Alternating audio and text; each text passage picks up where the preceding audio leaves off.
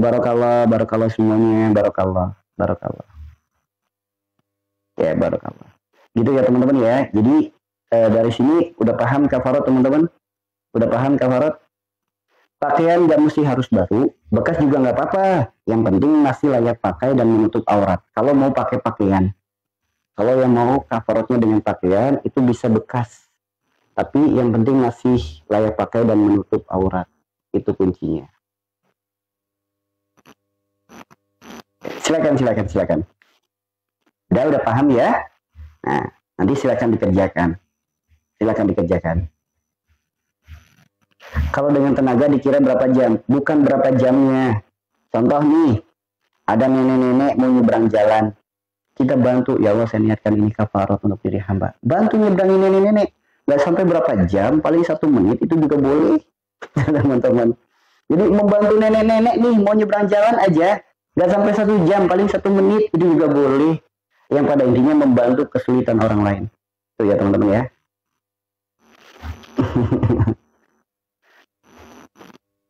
Kafarat itu bagus puasa apa bagi-bagi dulu? Semampunya. Kalau mampunya puasa, kerjakan puasa dulu. Kalau mampunya bagi makanan dulu, silakan bagi makanan dulu. Kalau mampunya bagi pakaian dulu, silakan bagi pakaian dulu. Kalau mampunya dengan tenaga, silakan kerjakan dengan tenaga dulu. Mampunya kita di mana? Ya, silakan itu yang didahulukan. Kalau mampunya di puasa, ya silakan puasa dulu. Kalau mampunya bagi makanan, ya silakan bagi makanan dulu. Gitu ya. Sama-sama.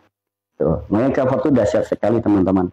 Bahkan ada testimoni dari kafarat ya teman-teman ya. Ada testimoni dari kafarat. Ada orang yang dari kecil sakit, nggak bisa lepas dengan obat. Begitu berkafarat, lepas semua obat-obatan. Tuh teman-teman. Ada juga orang selama 4 tahun nggak lepas obat karena dia datang ke medis untuk ngobatin epilepsi. Begitu kafarat, lepas dengan obat, udah nggak pernah kambuh lagi epilepsinya. Banyak banget yang kayak gitu. Ada lagi, hidupnya penuh dengan kesulitan, anaknya penuh dengan drama-drama gitu, banyak masalah, banyak kasus dan lain sebagainya. Orang tuanya rajin kafarat untuk dirinya sendiri. Masya Allah, yang anaknya tadinya bader, yang anaknya tadinya badung, anaknya jadi baik. Itu banyak banget yang seperti itu teman-teman. Puasa kafarat itu kafarat dengan puasa itu 3 hari. 3 hari puasanya. Ya.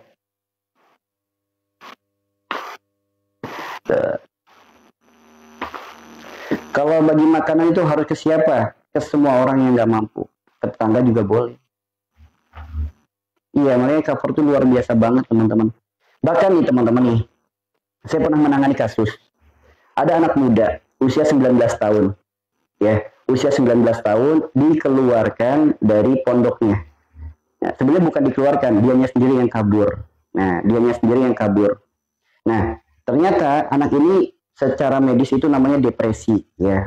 Secara medis namanya depresi, cuma depresinya unik. Jadi sakit gangguan mental. Sampai ada kejadian yang lucu. Jadi dia setiap hari mandinya itu berjam-jam gak selesai-selesai.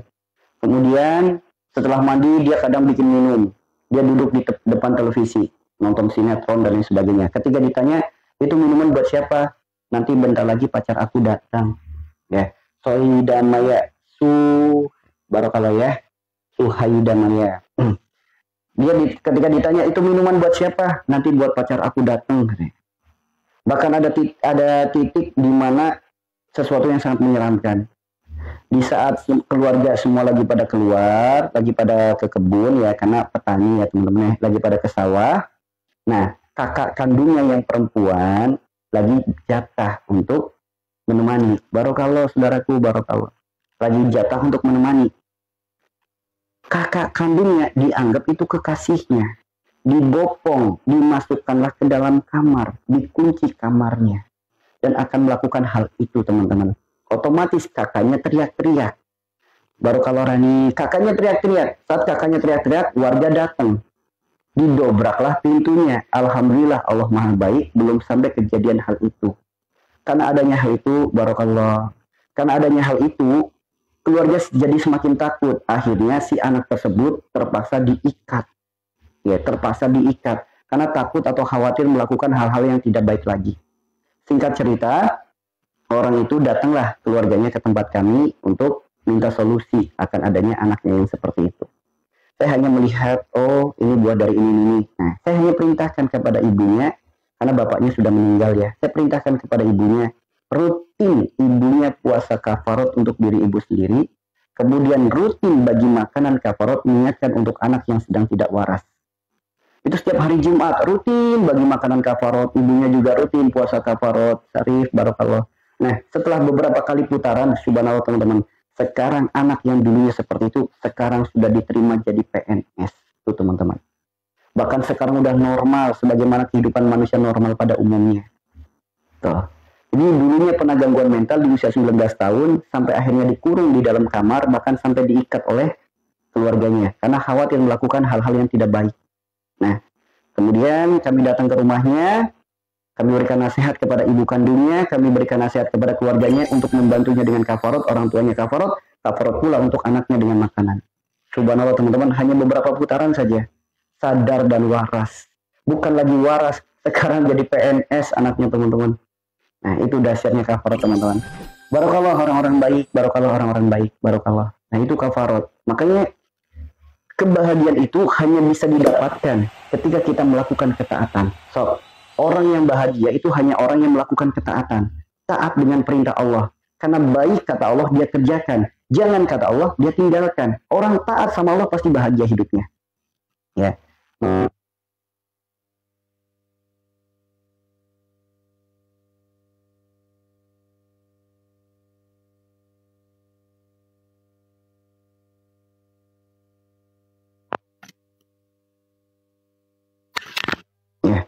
Barakallah orang-orang baik, barakallah. Barakallah. Masya Allah. Ya, jadi seperti itu ya teman-teman ya. Jadi kebahagiaan itu hanya bisa didapatkan dengan jalan ketaatan. Tuh, yuk, boleh jadi adanya sakit yang gak sembuh-sembuh, masalah sulit, terus datang silih berganti, cobaan hidup terus bertubi-tubi, masalah yang terus datang menghampiri, boleh jadi, bukan boleh jadi sih, yakinlah itu semua penyebabnya adalah dosa-dosa kita. Itu semua penyebabnya adalah dosa-dosa kita. Salah satu dosanya adalah dosa lisan kita. Karena para ulama menyampaikan, hancurnya manusia itu karena nafsunya, hancurnya manusia itu karena lisannya. Karena lisan itu bisa menghantarkan seseorang kepada puncak kejayaan, dan lisan bisa menghantarkan ke seseorang kepada jurang kehancuran. Yuk, maka berkafarot teman-teman. Kalau kita mau kafarot, ngasihnya bilang, enggak ini kafarot, apa niat dalam hati saja waktu ngasih. Kalau kita ngasihnya secara global, cukup dalam hati. Kalau kita ngasihnya per individu, ucapkan. Contoh, misal bagi makanannya ke tetangga. Nah, itu kita harus sampaikan, alhamdulillah ibu, saya ada rizki, ini kafarot saya, tolong diterima. Tuh, itu kalau kita ngasihnya per individu, per orang. Tapi kalau kita ngasihnya secara global, taruh di masjid. Nah, cukup satu kali niat, ya Allah saya niatkan ini kafarot untuk diri hamba. Itu udah sah. Ya. Itu seperti itu ya teman-teman ya. Itu seperti itu. Jadi, dan kafarot itu tidak bisa pakai uang ya teman-teman ya. Harus pakai makanan. Kalaupun pakai uang, itu dengan cara seperti ini. Contoh, pakai uang.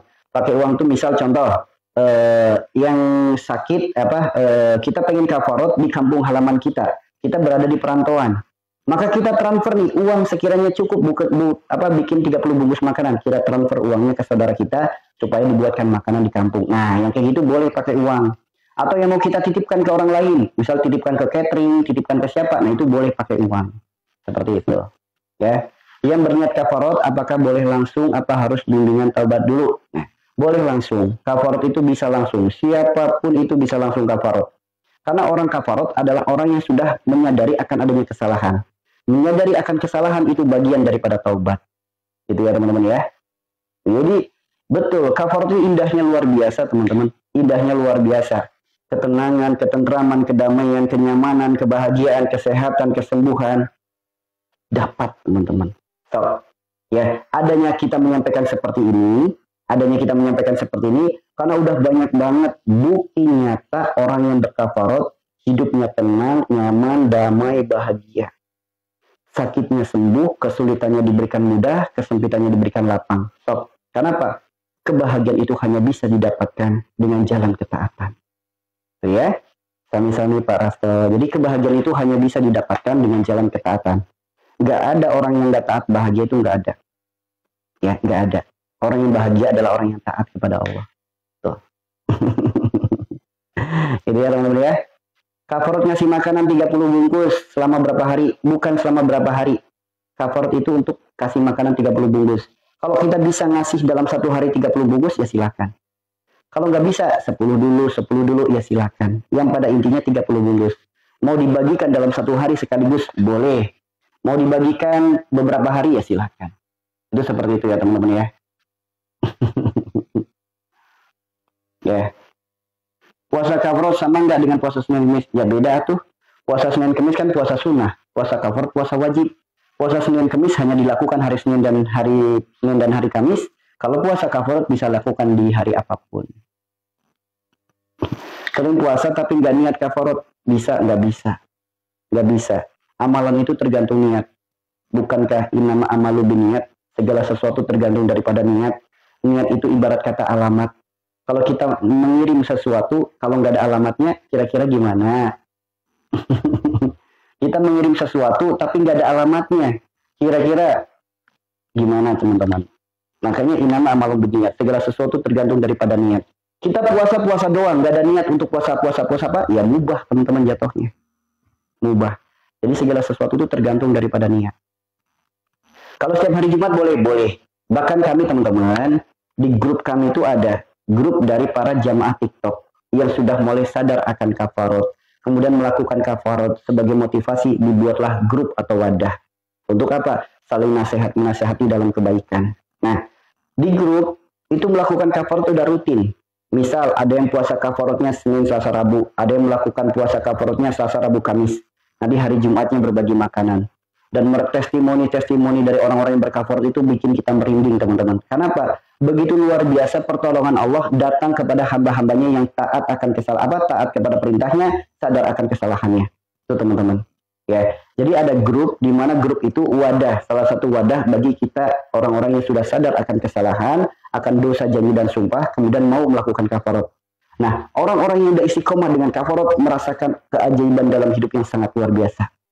Ya, salah satunya apa? Ketenangan, ketentraman, kedamaian, kebahagiaan, kesembuhan dari penyakit, kemudian terurainya dari masalah hidup, kemudian usaha yang terus bangkit. Itu banyak sekali.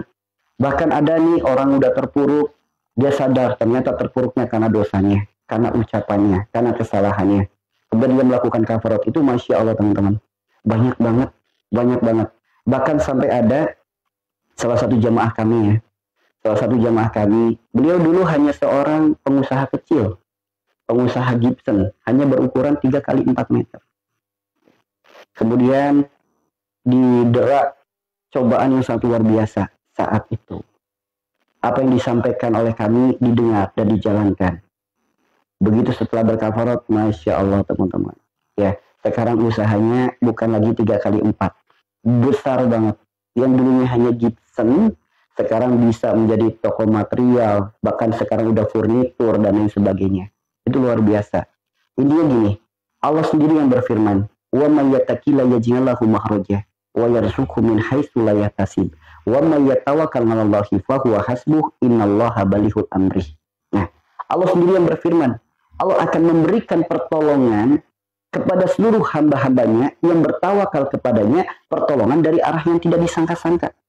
Jadi pertolongan Allah akan senantiasa Allah berikan kepada orang-orang yang bertawakal kepadanya. Ayo, jadikan diri kita termasuk hamba-hamba yang senantiasa bertawakal kepadanya. Janji Allah itu nyata. Manusia punya kendala, Allah punya kendali. Jika Allah sudah ikut andil, tidak ada yang mustahil. Maka lawanlah kemustahilan hidup dengan kita bertawakal kepada Allah. Jika Allah sudah ikut andil, yakinlah tidak ada yang mustahil. Besarkan Allah dalam dada kita. Sebesar apapun masalah hidup kita, kecil di hadapan Allah. Ya, maka jadilah diri kita hamba-hamba yang senantiasa bertawakal kepadanya. Itu ya teman-teman ya. So, kerjakan kafarat.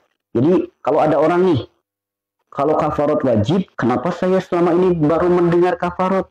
Dari dulu kenapa saya nggak mendengar kafarat? Ya. Ngasih pakaian 10 sama 1 orang. Gini teman-teman, kafarat pakaian itu untuk 10 orang. bukan 10 pakaian, untuk 10 orang. Satu orang cuma dikasih 1 jilbab saja boleh? Boleh. Satu orang cuma dikasih kain sarung doang boleh? Boleh. Jadi memberikannya untuk 10 orang, bukan 10 pakaian dikasih ke 1 orang, bukan. Jadi kita memberikannya untuk 10 orang, bukan 10 pakaian. Ya, gitu ya teman-teman ya. Nah, ini teman-teman. Ya, jadi orang-orang yang rajin, rutin berkafarot itu luar biasa teman-teman. Luar biasa dampaknya pada kehidupan itu sangat luar biasa. Sangat luar biasa. Maka ayo, jadilah diri kita orang-orang yang senantiasa taat dan patuh kepada Allah. Karena kafarot itu gini. Banyak orang yang pertama kali mendengar kafarot, mereka itu bertanya-tanya. Kalau memang kafarot itu wajib, kenapa saya baru mendengar? Kenapa nggak ada penceramah lain, ustadz lain, kiai lain yang menjelaskan tentang kafarot? Ada nggak terbesit pikiran kayak gitu? Ada nggak yang terbesit pikirannya seperti itu? Kalau kafarot wajib dalam Islam, kenapa saya baru mendengar hukumnya? Ya, terbesit kayak gitu nggak? Ya kan?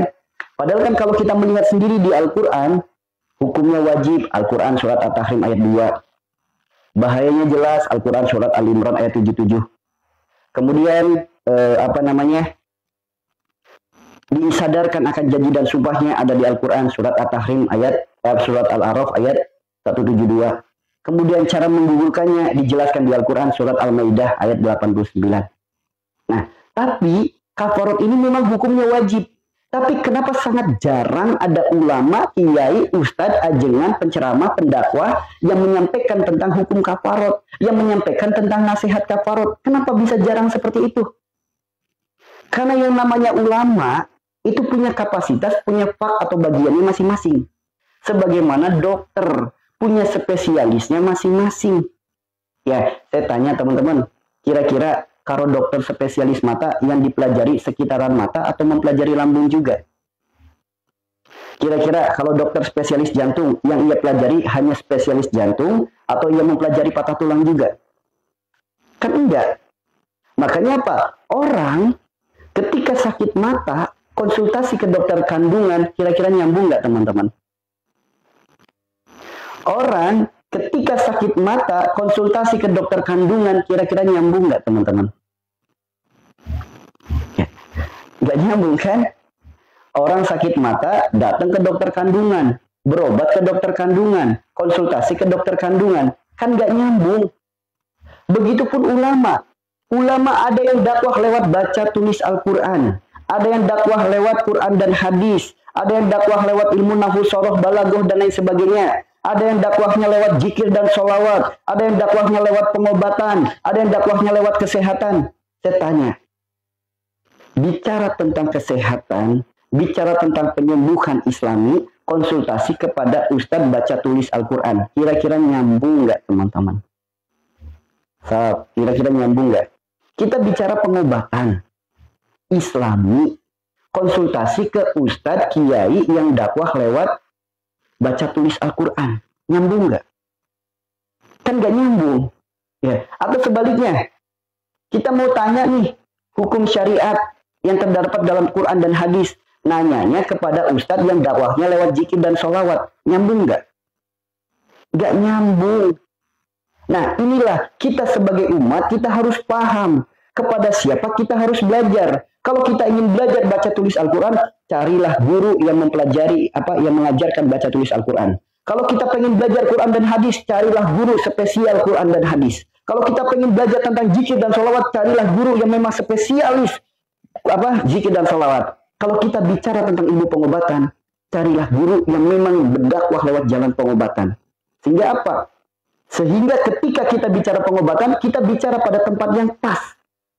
Nah, itulah kenapa banyak ulama, banyak kiai yang tidak mengajarkan, tidak menyampaikan tentang kafarot.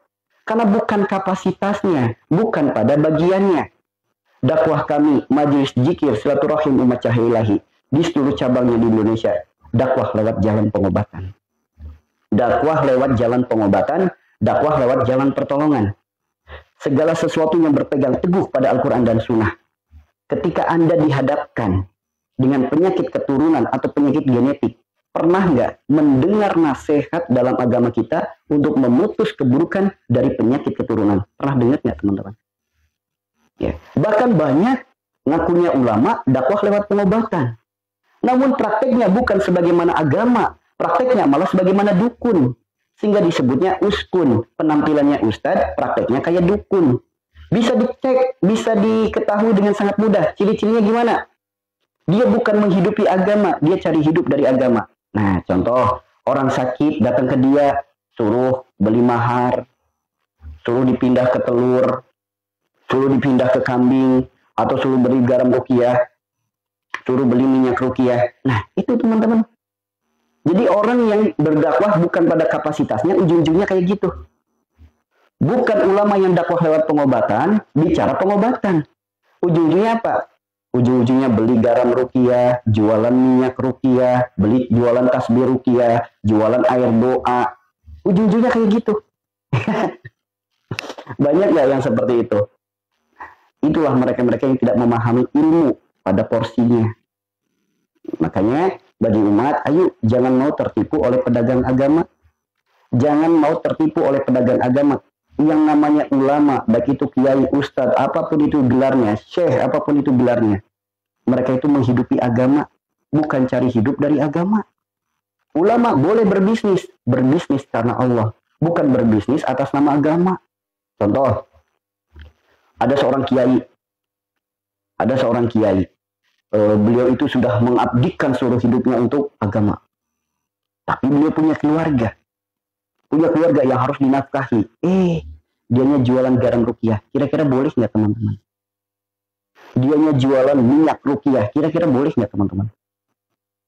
Jadi padahal ulama tersebut sudah mengabdikan seluruh jiwa raganya untuk agama Allah.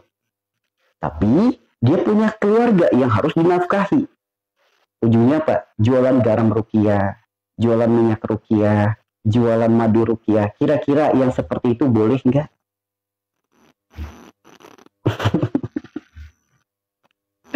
Ya. Apapun dalihnya, memperjualbelikan agama Allah itu haram hukumnya. Bukankah sudah disebutkan dalam Al-Quran? Nggak boleh teman-teman. Kalau dia mau jualan minyak, ya udah jualan minyak aja. Kalau mau jualan garam aja. Jangan sampai orang jualan garam dipakai agama. Apa atas nama agama? Garam 1 kilo 8.000 dikasih nama ruqyah. Jadi berapa? 100.000. Nah, ini yang namanya pedagang agama. Minyak wangi 1 botol 50.000 dikasih nama ruqyah. Akhirnya jadi jutaan. Ini yang namanya pedagang agama. Air mineral 1 botol 5.000 dikasih nama air doa. Jadi 20.000. Ini yang namanya pedagang agama. Gak boleh teman-teman. Agama itu kemurnian. Maka jangan sampai ada niat-niat tidak murni dalam kita menegakkan agama kita. Jangan sampai ada niat-niat yang tidak murni. Ya, gak boleh ya dek ya. Jangan ya dek ya, jangan. Jadi jangan. Ayo, siapapun di sini jangan mau terkecoh oleh pedagang agama. Mereka yang mengatasnamakan dalih agama, jualan minyak ruqyah, jualan garam ruqyah, jualan madu ruqyah. Pokoknya yang kayak gitu-gitu tuh. Nah, jangan ya dek ya. Itu bukan tuntunan agama. Itulah tuntunan para pedagang agama. Hati-hati. Jangan. Gitu ya. Makanya seperti itu. Ayo, maka saudaraku semua yang dirahmati Allah, para pecinta dan para perindu Rasulullah, para pencari cintanya Allah, apapun masalah dalam hidup kita, yakinlah semua penyebabnya adalah dosa-dosa kita. Pipit barakallah. Jadi seperti itu ya. Adanya sakit itu karena adanya dosa kita. Orang sakit itu karena punya dosa. Jadi kalau pengen sembuh dari penyakitnya, sadar akan dosanya. Tapi kalau dagang nggak pakai ruqyah, boleh kan? Ya boleh. Nabi aja dagang. Nabi Muhammad, Nabi kita itu pedagang teman-teman. Jadi boleh. Ustadz, kiai, ulama berdagang itu boleh. Tapi dagangnya jangan mengatasnamakan agama. Kalau mau jualan garam, ya udah jualan garam aja. 1 kilo 8.000, jual 8.000. Jangan mentang-mentang ustadz, kiai, ulama, jualan garam dikasih nama garam doa atau garam ruqyah. harga 8.000 jadi 100.000. Nah, itu yang nggak boleh, teman-teman. Itu yang nggak boleh. Itu karena berbisnis itu diperbolehkan. Rasulullah aja dagang. Tuh. Yang nggak boleh itu mengambil manfaat dari posisinya sebagai seorang guru, sebagai seorang kiai, sebagai seorang ulama, sehingga Pak memakai nama-nama seperti itu nggak boleh. Ya. Kafarat itu gimana? Sok dibuka Al-Quran surat Al-Ma'idah ayat 89. Silakan kerjakan kafarat. Kafarat itu menggugurkan dosa janji dan dosa sumpah. Ya, kafarat itu untuk menggugurkan perkara ucapan-ucapan. Jadi silakan buka Al-Quran surat Al-Ma'idah ayat 89. Silakan bisa dikerjakan. Iya. Sok, kapan teman-teman pernah nggak zaman dulu ada yang jualan rupiah? Nggak ada. Zaman sekarang aja. Yakin nggak yang jualan rupiah itu benar-benar seorang ustadz, seorang kiai? Bener nggak garamnya sudah di rupiah? Coba renungkan. Ada seorang misionaris. Beliau tahu betul mempelajari Islam. Di mana orang Islam kebanyakan itu adalah fanatik dengan agamanya. Segala sesuatu yang berkaitan dengan agama, pasti orang Islam akan mengejarnya. Andaikan ada seorang misionaris, tahu ini adalah ladang bisnis bagi mereka. Mereka punya modal, mereka beli garam, kemudian dikemas dengan packaging yang bagus, ditulis nama rupiah, dikasih ini, manfaatnya ini, itu, dan lain sebagainya. Sok, dijual. Kira-kira orang yang membeli langsung percaya nggak? Kebanyakan orang percaya. Kenapa? Ada nama agama di situ. Padahal yang jualan non-muslim, misionaris padahal. Garam cuma punya modal, dikemas dengan bungkus yang bagus, dikasih nama garam rupiah, dikasih gambar seorang ulama. Sok. Yakin nggak kalau garam itu sudah didoakan oleh seorang ulama? Yakin nggak?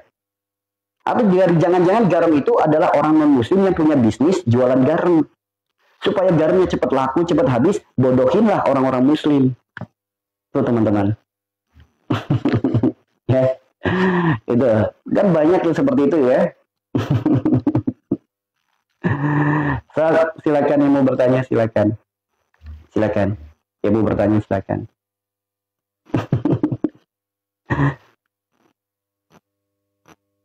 Tetap gini teman-teman, jangan jadikan agama itu sebagai daya pikat. Itu sama saja kita menjual agama. Ya, jangan jadikan agama itu sebagai daya pikat. Sama saja kita menjual agama. Orang jualan madu, bilang aja ini madu murni, dah gitu aja. Nggak usah dikasih ini madu ruqyah, madu yang sudah didoakan seorang ulama. Nah, yang dijual madunya apa ini namanya. Tuh ya. Jadi bisnis itu, dalam bisnis Islam itu kita nggak boleh menjual nama agama. Nggak boleh. Ya. Iya, betul. Betul, Upil. Kan ya, betul. Oke, jadi jangan seperti itu ya. Jadi dalam dunia Islam itu gini teman-teman. Dalam dunia bisnis Islami, jangan jual jangan jual nama-nama agama. Dalam arti atas nama agama, garam ruqyah, minyak ruqyah. Zaman sekarang aja lah yang lagi ngetren itu kan tentang ruqyah. Jadi jualan minyak ruqyah, jualan garam ruqyah, nah itu. Silakan.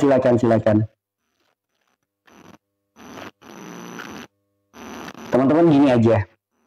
Bahaya, ruqyah itu berbahaya loh teman-teman. Ruqyah itu berbahaya loh. Ruqyah memang pengobatan Islami, tapi orang minta di ruqyah, sabda Rasulullah, tidak akan mencium aroma bau surga. Ruqyah itu bagus, tapi minta di ruqyah itu nggak boleh. Jual air mineral Islami, jangan dibeli yang kayak gitu. Itu oknum pedagang agama. Maka sungguh sangat baik ketika ada sebuah majelis, sebuah pondok, dia punya produk, entah itu kalender, entah itu minuman, dia jualan dengan harga normal. Inilah bisnis dari pondok kami punya bisnis galon isi ulang, misal. Silakan para jamaah supaya bisa beli, normal aja harganya. Nah nanti jamaahnya misal harga 5.000, dia mau nambahin, boleh. Namun jangan mentang-mentang ini sebuah pondok, ini sebuah yayasan Islami, menjual harga normalnya 5.000 atas dalih untuk pondok, dinaikin harganya jadi 300 misal. Itu nggak boleh kayak gitu. Tetap dijual dengan seharga semestinya. Perkara pembelinya mau nambahin, mau kembaliannya nggak usah diambil. Nah, itu urusan pembelinya. Yang penting bukan kitanya yang berbisnis atas nama agama. Itu teman-teman. Ya. Ya. Puasa tafud. Saya nggak tahu puasa tafud itu apa. Gitu. Saya tahunya puasa kafarot.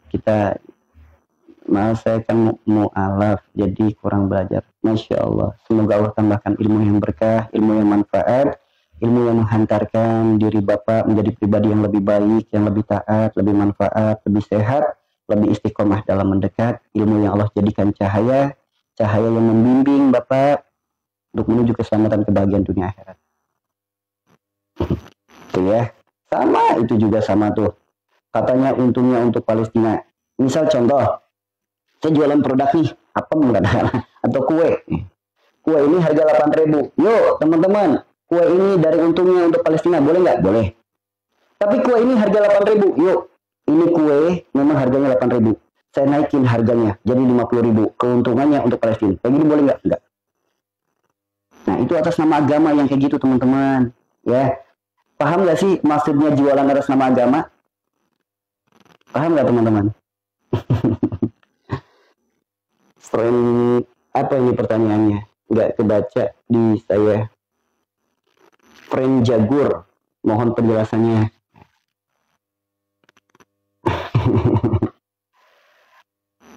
Gimana caranya doa kafarot? Ya Allah, saya niat kafarot untuk diri hamba, itu udah sah. Itu sah. Kalau gabung ke grup caranya gimana? Silakan hubungi admin kami atas nama Mimi Uti.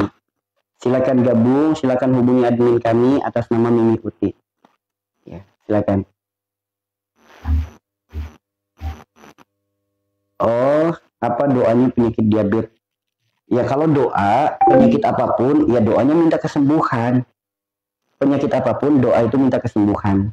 Namun, ingat, gini teman-teman. Bismillah ya. Semoga room ini, room yang bisa menjadikan diri kita untuk menjadi pribadi-pribadi yang waras. Waras itu apa? Sehat pikirannya, sehat jasadnya, sehat batinnya. Nah, karena orang itu dibutuhkan kewarasan.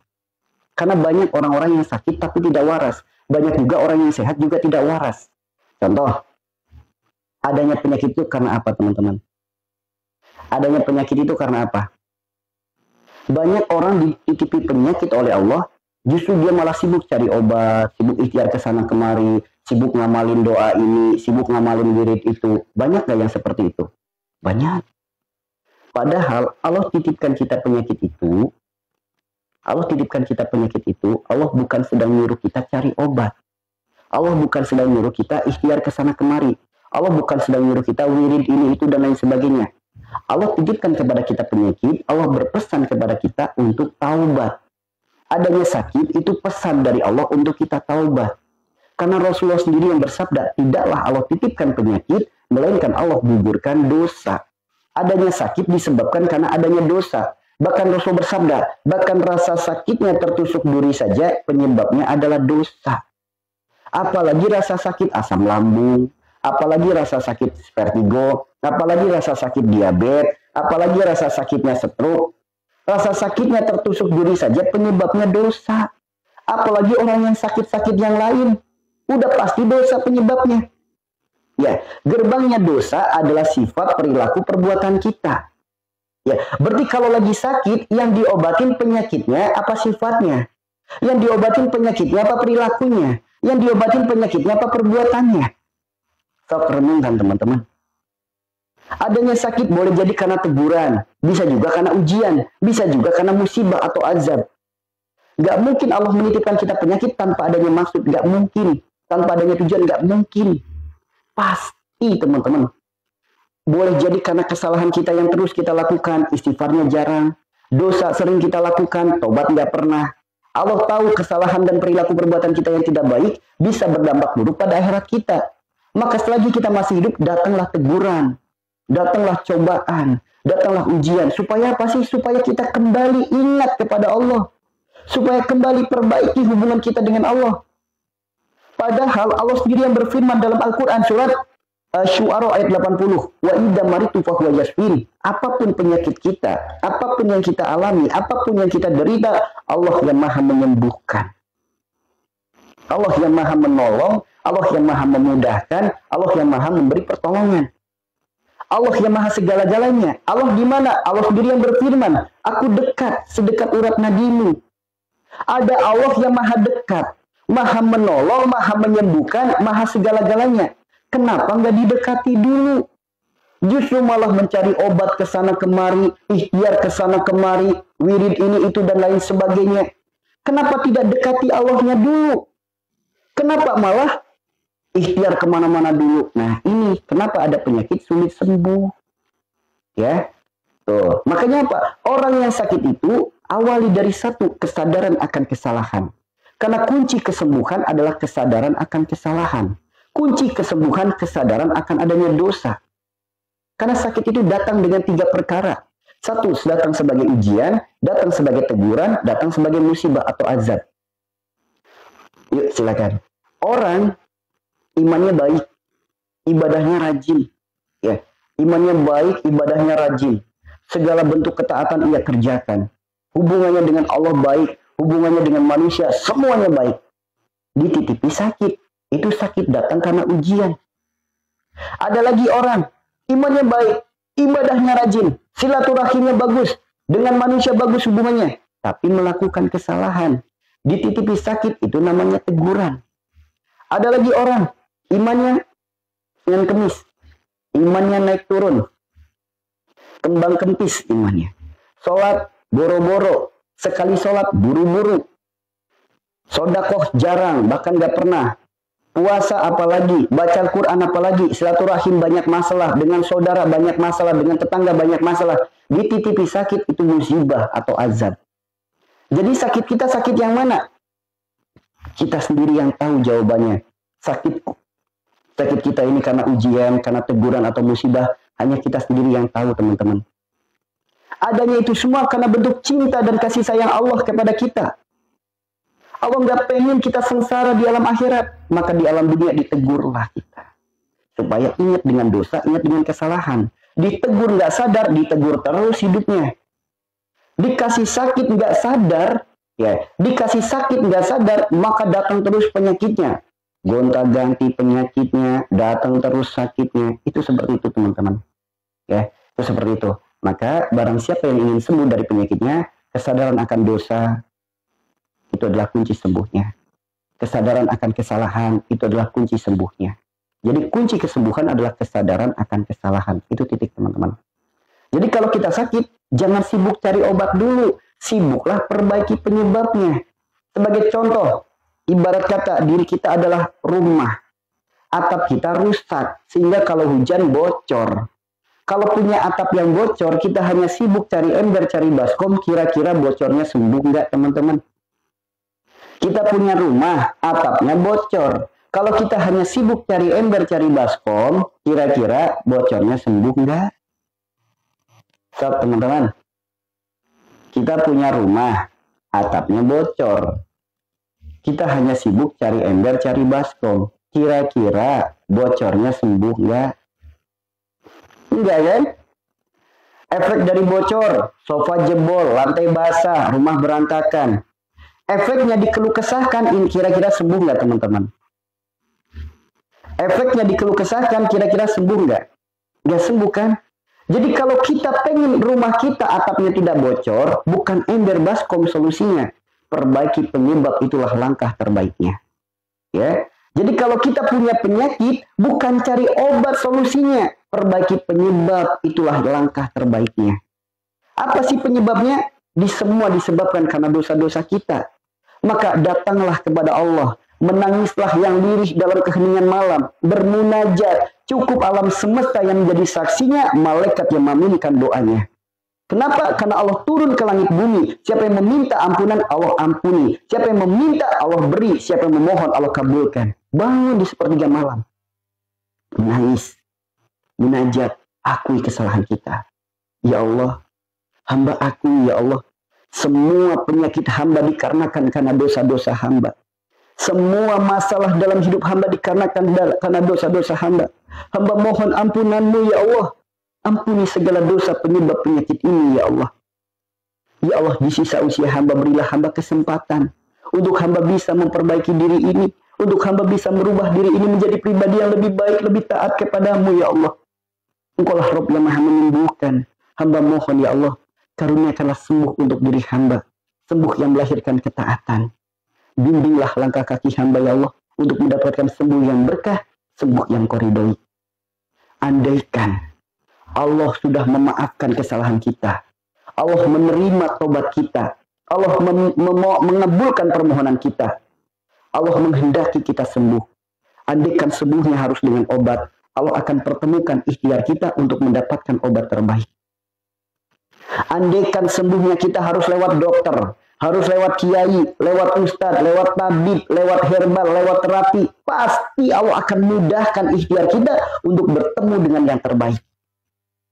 Karena jika Allah sudah menghendaki sembuh, tidak ada yang mustahil, teman-teman. Satu butir nasi bisa jadi jalan sembuhnya. Seteguk air putih bisa jadi jalan sembuhnya. Tidak ada yang mustahil jika Allah sudah ikut andil. Maka Pak, sadari dulu kesalahan kita. Mohon ampun kepadanya, bertobat kepadanya, dan mohon pertolongannya. Itulah seorang hamba. Namun dengan sombongnya, mentang-mentang punya duit, dengar obat ini bagus, beli. Terapi di sana bagus, datang. Keluar negeri bagus, jabanin. Yang model seperti itu, emang ngasih jaminan sembuh? Lah kagak, teman-teman. Kagak. Jadi tugas kita itu bukan sibuk ikhtiar. Apa obatnya, apa terapinya, apa doanya, apa ikhtiarnya. Bukan di sana. Tugas kita itu bagaimana kita sadar bahwasanya dosa, penyakit ini karena dosa kita. Kesadaran akan dosa itu gerbang sembuhnya. Namun kalau sakit nggak sadar-sadar karena dosa, maka teguran akan terus datang silih berganti. Makanya penyakitnya lama nggak sembuh-sembuh. Berhari-hari, berminggu-minggu, berbulan-bulan, bertahun-tahun, gak sembuh-sembuh. Kenapa? Gak sadar dengan teguran dari Allah. Ditegur gak sadar, pasti ditegur terus. Kita ditegur, kita gak sadar, pasti yang negur akan negur lagi. Itu teman-teman. Ya. Maka perbaiki penyebab, bukan sibuk cari obat. Itu teman-teman. Karena sembuh itu bukan milik obat. Bukan milik dokter, bukan milik rumah sakit, bukan milik ustadz, bukan milik kiai. Sembuh itu milik Allah, hak prerogatif Allah. Kira-kira ada nggak sembuh datangnya dari Allah? Ada nggak kira-kira sembuh yang datangnya bukan dari Allah? Nggak ada. Sembuh itu semua datangnya dari Allah. Sembuh itu ada dua. Pertama, sembuh istidraj. Kedua, sembuh berkah. Sembuh istidraj itu sembuhnya sembuh doang. Sifat perilakunya nggak berubah, ibadahnya nggak meningkat. Itu namanya sembuh istidraj, azab yang dibalut dengan kebahagiaan. Yang kedua nih, sembuh yang harus kita cari, sembuh yang harus kita gapai, namanya sembuh berkah. Sembuh berkah itu apa? Sembuh yang diiringi dengan keimanan dan ketaatan kepada Allah. Sembuh yang diiringi dengan keimanan dan ketaatan kepada Allah. Sembuh penyakitnya, ibadahnya makin baik. Sembuh penyakitnya, sifat perilakunya makin baik. Itu namanya sembuh berkah. Yuk, jangan mencari sembuh yang istidraj. Itu buktinya orang gak sholat sembuh. Jangan seperti itu guys. Itu namanya istidraj. Azab yang dibalut dengan kebahagiaan. Carilah sembuh yang berkah. Sembuh yang diiringi dengan keimanan dan ketaatan kepada Allah. Itu sembuh berkah. Yuk. Sembuh penyakitnya semakin dekat kepada Allah. Sembuh penyakitnya semakin taat ibadahnya kepada Allah. Maka Pak, jangan tempatkan masalah pada pikiran. Jangan tempatkan masalah pada pundak. Pikiran kita, akal kita, otak kita punya kapasitas. Kalau hanya diisi oleh masalah-masalah, ya konslet teman-teman. Jadi stres. Ya, bahu kita punya kekuatan. Kalau diisi dengan beban hidup, berat. Gak akan kuat. Maka letakkan masalah itu di bawah telapak kaki kita. Jadikan masalah itu pijakan anak-anak tangga untuk kita lebih dekat kepada Allah. Adanya sakit semakin dekat sama Allah. Adanya sulit sebagai jalan semakin dekat kepada Allah. Adanya sempit sebagai jalan semakin dekat kepada Allah. Itu baru namanya hamba yang terbaik. Ya. Adanya sakit, aduh, Kenapa sakitnya nggak sembuh-sembuh? Emang dengan ngeluh sakitnya sembuh? Saat teman-teman, orang lagi sakit